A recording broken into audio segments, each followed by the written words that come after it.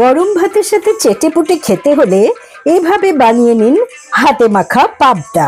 মাছে ভাতে বাঙালির কাছে ইলিশ চিংড়ির সাথে পাবদাও কিন্তু একটি প্রিয় মাছ।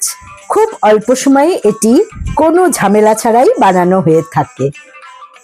হ্যালো ফ্রেন্ডস, রুবিস কুকারি 2 এর পক্ষ থেকে আমি রুবি বলছি। আজকের রেসিপি পাবদা মাছের ভাপা। আমি এখানে 450 গ্রাম পাবদা মাছ নিয়েছি। 450 গ্রামে মোট 8টা পাবদা মাছ উঠেছে। মাছটাকে এবারে একটু ম্যারিনেট করে নেব। নিলাম স্বাদ মতো নুন, 1 টিস্পুন হলুদ গুঁড়ো। আজকে মাছটা কিন্তু আমি পুরোটাই হাতে মেখে বানাবো, কোনো এখানে মাছ ভাজার ব্যাপার নেই।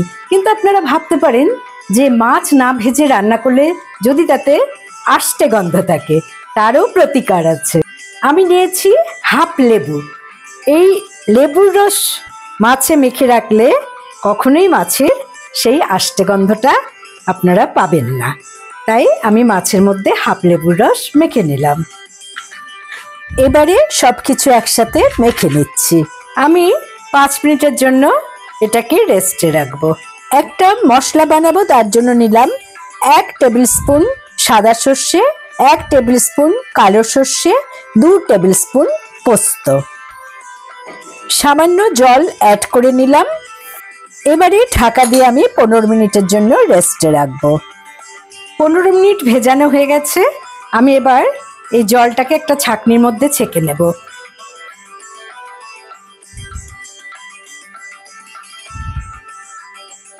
একটা মিক্সিং জারের মধ্যে এই ভেজানো সর্ষে পোস্ত নিয়ে নিলাম। তাতে 2টো কাঁচা লঙ্কা ভেঙে দিয়ে দিচ্ছি, আর দিচ্ছি হাফ টিস্পুন লবণ। সামান্য জল অ্যাড করে আমি সুন্দর একটা পেস্ট বানিয়ে নেব।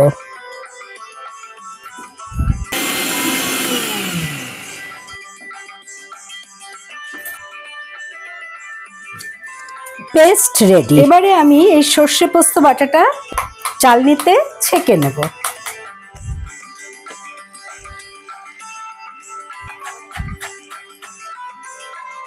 ভালো করে ছেঁকে নিলাম এই কারণে যাতে কালো সর্ষের খোসা এতে না থাকে। সামান্য একটু ধনেপাতা আমি কুচিয়ে নেব।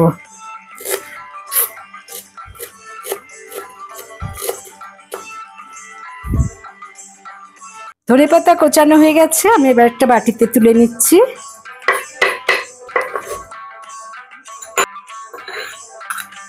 আমি 4টে কাঁচা লঙ্কা চিড়ে নেব।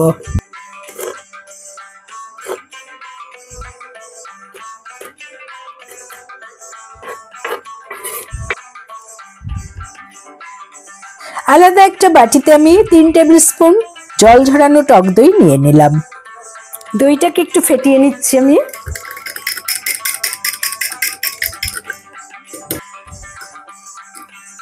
ফেটানো হয়ে গেছে। এবারে আমি এই পোস্ত সর্ষে বাটার সাথে এই দইটাকে মিশিয়ে নেব। আবারও ভালো করে মিশিয়ে নিচ্ছি। আমি যেই ফ্রাই প্যানে রান্নাটা করব সেই ফ্রাই প্যানের মধ্যেই মাছটাকে মেখে আগে রেখে দেব। ম্যারিনেট করে রাখা মাছের সাথে আমি দইয়ের সাথে সর্ষে পোস্ত বাটা মিশিয়ে নিলাম।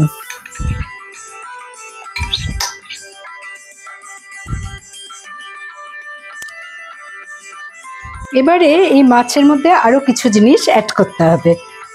দিলাম স্বাদ অনুযায়ী নুন। খুব বুঝে নুনটা দিতে হবে, কারণ মাছ মাখার সময় এবং সর্ষে বাটার সময় কিন্তু আমি একটু নুন অ্যাড করেছি। দিলাম হাফ টিস্পুন হলুদ গুঁড়ো, হাফ টিস্পুন লাল কাশ্মীরি লঙ্কার গুঁড়ো। সবকিছু আরেকবারও ভালো করে মিশিয়ে নিচ্ছি।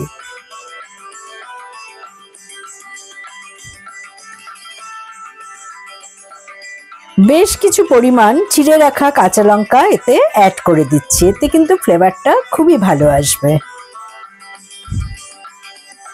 2 টেবিল স্পুন সর্ষের তেল এতে অ্যাড করে দিলাম। দেব সামান্য কালো জিরে। আর দেব কিছু ধনেপাতা কুচি। আমি ঢাকা দিয়ে 15 মিনিটের জন্য ম্যারিনেটে রাখছি। 15 মিনিট হয়ে গেছে, আমি এবার ওভেনে বসিয়ে দিচ্ছি। আমি রান্নাটা শুরু করার আগে সামান্য জল দিয়ে দিচ্ছি।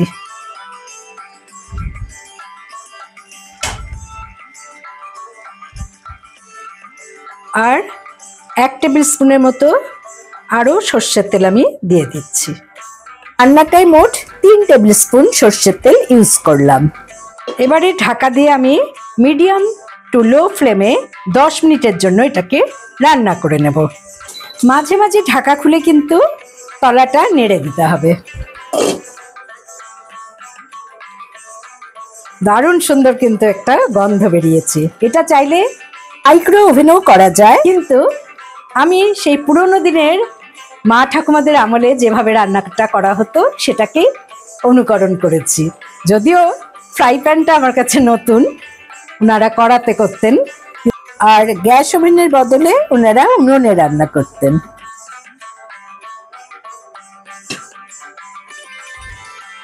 দশ মিনিট হয়ে গেছে, আমি কিন্তু এখনই ঢাকনাটা খুলবো না, আমি ফ্লেমটা অফ করে দিচ্ছি।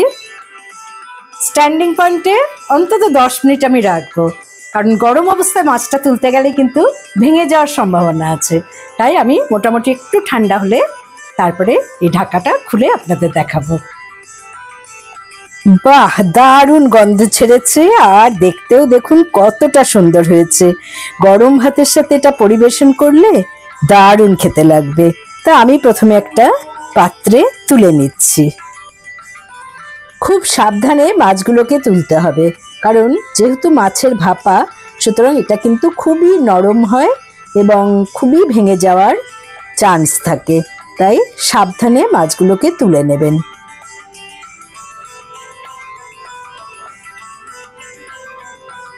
আশা করি বন্ধুরা এইভাবে মাছ রান্না করতে আপনাদের কোনো রকম খাটনি হবে না। খাটনি ছাড়াই যে এত সুন্দর একটা রেসিপি তৈরি হতে পারে তা আপনারা অবশ্যই বানিয়ে নিন, এবং ভালো লাগলে অবশ্যই কমেন্ট করে জানান। নতুন বন্ধুদের সাবস্ক্রাইব করার অনুরোধ রইল। পাশে বেল বোতামে অবশ্যই ক্লিক করতে ভুলবেন না, তাতে যখনই কোনো নতুন রান্নার রেসিপি শেয়ার করব তার নোটিফিকেশন সহজেই আপনারা পেয়ে যাবেন। তা আমি একটু গরম ভাতের সাথে মেখে খেয়ে দেখে নিই কেমন হয়েছে। খাওয়ার সময় অবশ্যই একটু কাঁচা লঙ্কার রস নিয়ে নিতে ভুলবেন না, তাতে ফ্লেভারটা অসাধারণ লাগবে। দেখুন মাছটা কতটা নরম এবং কতটা জুসি।